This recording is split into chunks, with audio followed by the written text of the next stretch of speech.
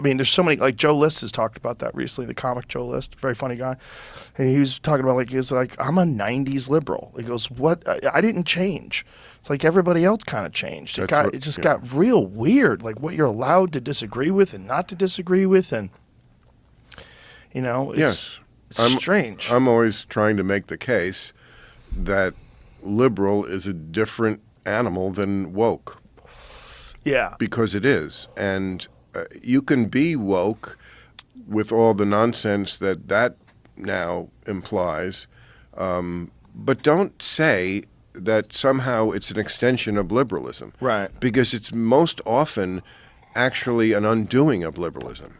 So you can have your points of view and your positions on these things, but don't try to piggyback on what I've always believed. I have always believed, as liberals do, for example, in a colorblind society, that the goal is to not see race at all anywhere for any reason. Yes. That's what liberals always believed all the way through.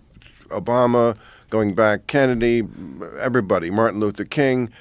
That's not what the woke believe. They believe race is first and foremost the thing you should always see everywhere, which I find interesting because that used to be the position of the Ku Klux Klan, that we see race first and foremost everywhere. Yeah. So, again, you can have that position, but don't say that's a liberal position. You're doing something very different. I think the idea behind it, I think I understand their idea. The idea is that the society is imbalanced. And so in order to address that imbalance, you're going to prop up as many minorities as possible, make as many opportunities for minorities as possible, and get it to a position where there are, like, white people are a minority. And so that's not a concern anymore. And that through that, somehow or another, you'll achieve equality. I think the way to achieve equality is your way. I think the colorblind way is the way to really, truly achieve equality and to truly judge people just on their merits. But also recognize that if we don't address the problems in this country as far as like how disenfranchised some people are and how horrible some communities are that people grow up in and people find themselves stuck in with no recourse, no way out, no role models, no nothing, no financial opportunities.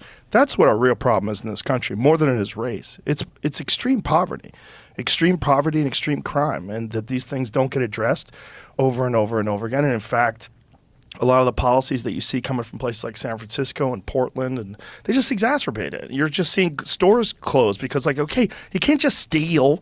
You can't just have everybody just walk into Walmart and steal. I was watching a video where they were showing a Walgreens, and they had everything chained up. Chained. Oh, yeah. Chains. Even minor little things. Yeah, little things. Like frozen food dinners. Yeah, they had the frozen food section chained off.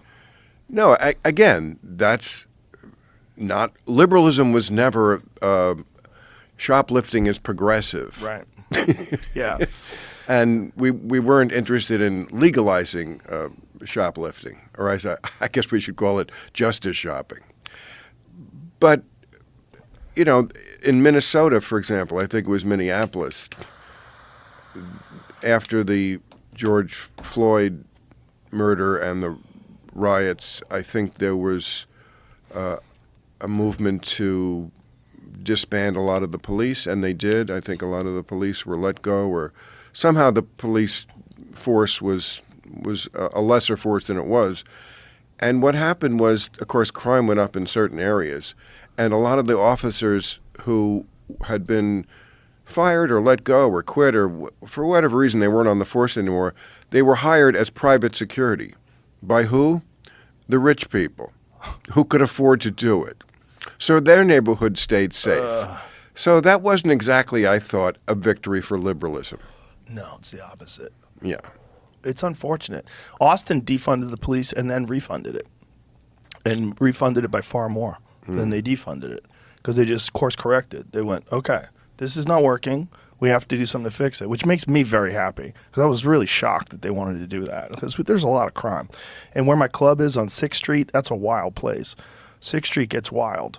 And there's a lot of crime there. And there's a good police presence there. And we have a lot of police at the club. We hire off-duty cops to work the club.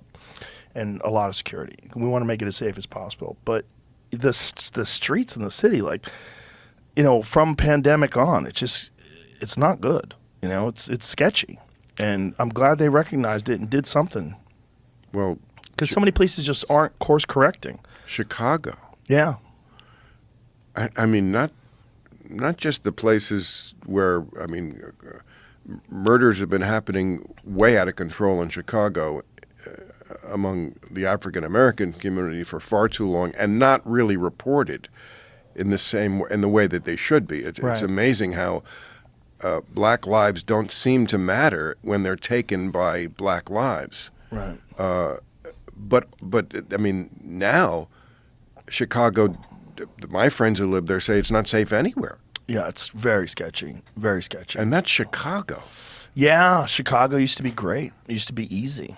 It used to be a great city. It always had problems in some areas, but even those areas. I had a conversation once with a driver who was a former cop, and what he told me is that they arrested all the key drug players, and then there was a power struggle, and things got way worse. He's like, their idea was like, go in, arrest the big kingpins, and then we'll clean up the city. It didn't work at all. The opposite had an effect. It was the opposite effect. There was way more crime. He said it just got way more violent. Well, I think a lot of the murders that happen are over nonsense. Somebody Sure. dissed you on social media or made fun of your sneakers or some shit. Some of it is drug turf and that kind of stuff. Yeah. But I think some of it is just bullshit. And I don't understand why there isn't a more concerted effort to shine a spotlight on that. And where are the leaders of the community? The people who would have such cachet among those young African American men, because that's who's killing each other. Yeah. Young African American men, to say, cut it out. What the fuck are you doing, killing each other? If there was a concerted effort by people in the music industry, people in sports, who they look up to, wouldn't that have an effect? I don't know. At this point, Worth a in time, try? I don't know. Worth a try, sure. Worth something. Something needs to be done. I'm not the guy to figure out what needs to be done, but something needs to be done. It should have been done a long time ago.